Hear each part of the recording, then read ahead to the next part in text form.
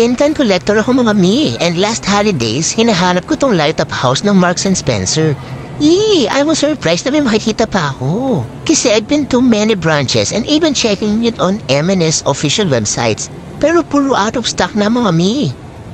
Finally, nahanap ko na siya. Kunin na rin natin tong Penny Bazaar mga mi. So there, nakakahappy lang mga mi. Shortbread light-up house and Penny Bazaar. Etong light-up house, siyempre nagla-light up siya mga mi. Ang ganda!